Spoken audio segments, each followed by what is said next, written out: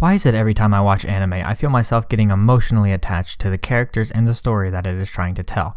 I think it's because unlike most Western cartoons, most anime actually takes itself seriously. Now, I don't say all Western cartoons are like that.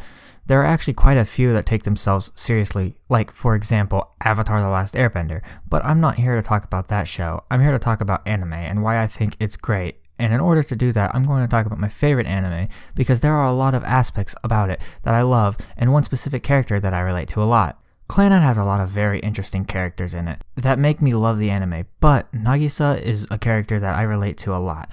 Back when I was a kid, I used to get sick all the time, and at that time, none of the doctors knew how to help me, and it got so bad that I would end up missing almost half the school year by the time I was a freshman, which is why I relate so much to the character like Nagisa, because me and her went through similar situations, and it allows me to feel for her character a lot more than I would for any other character in any other anime. But it's not only that, her personality is something that stuck with me because she is a very shy and reserved person who doesn't have a lot of friends just like me. But that's where her character shines the most, because when she is with her friends, she ends up showing her true self as someone who is very caring and also as someone who could lend a hand, and she will lend a hand back, which is all the traits that I all share with Nagisa. But that's enough about her character. Let's get into the story of Clannad. The story of Clannad is one where a delinquent main character meets a girl on the first day of his last year of school.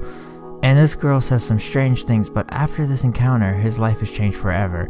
And that let me know more about these characters, even though it was a very short encounter. And because I knew the characters more, I was able to fall in love with the characters a lot more than I normally would have. The way they were coloring the scene is awesome. Like when Okazaki is talking about how he hates this town. He lives in, it's all black and white, but as soon as he speaks to Nagisa, the entire world is filled with color, indicating that she will change everything for him. The music that plays for this scene is great as well.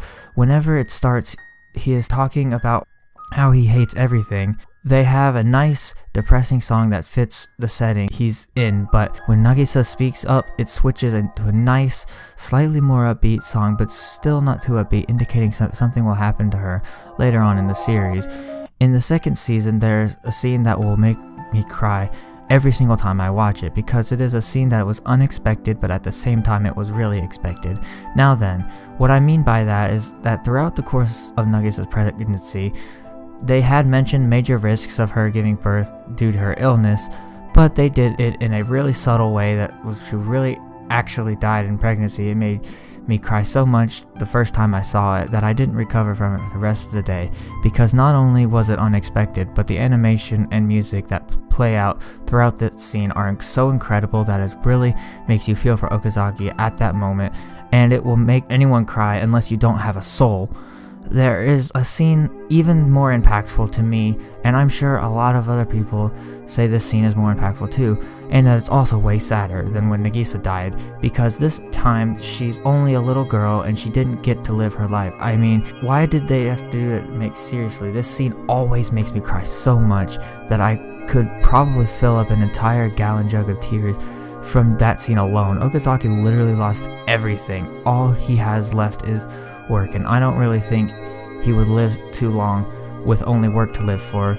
There are also a lot of interesting characters in Clannad. All of them have some kind of personality quirk that makes all of them relatable, and that's something I love about anime that most Western cartoons can't replicate. But I guess that's because Western cartoons are mostly targeted towards kids, whereas a good number of anime are mature and not so kid-friendly. Anime is something that always brings my emotions, and that is something that not a lot of shows can do, and that's why I cling to anime so much. It's a way of letting out my emotions, especially because I am told by most of my friends that I am pretty emotionless and just always have a blank face, which in most cases I can see as true. However, when I watch anime, I am always so invested in the characters that when something happens, my emotions run wild, and anime is the only thing that has ever done that for me, and that is a major reason why I love anime so much.